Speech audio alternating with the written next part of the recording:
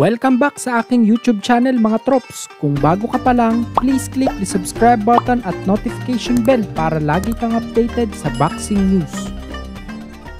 WBA and IBF Unified Super Bantamweight Champion Marlon The Nightmare Tapales. Sinabing itsura lang ang lamang sa kanya ng monster ng Japan na sina Naoya Inoue.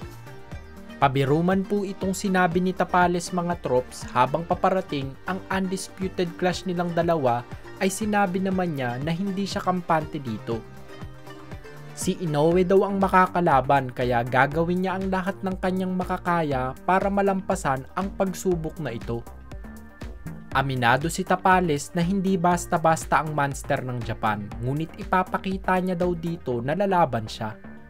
5 araw na nga lamang po bago natin masaksihan ang inaabangan na bakbakan na ito mga trops.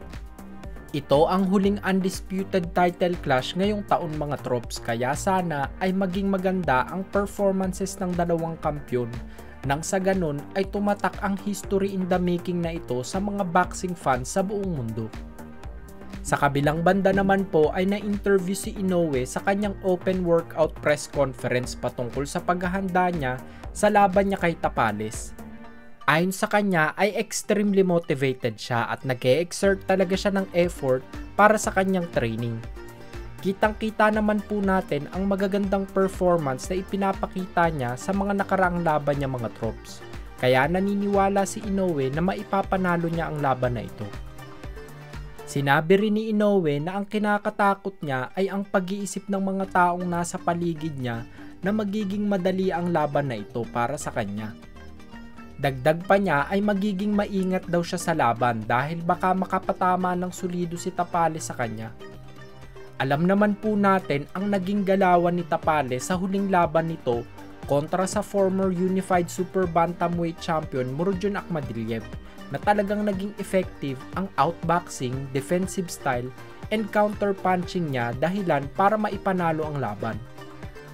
Kaya naman sa paghahanda ni Inoue ay nag-hire pa siya ng 4 na Meksikano na may iba't ibang style sa pakikipaglaban para mag-improve pa ang kanyang counter-punching at boxing style. Nasabi rin ng tatay at trainer ni Naoya na kaya nila ito ginagawa ay para mas mabigyan siya ng confidence sa pakikipaglaban. Sa ngayon daw ay nagbago si Inoue ng kanyang training regimen para mas mag-improve pa ang kanyang conditioning.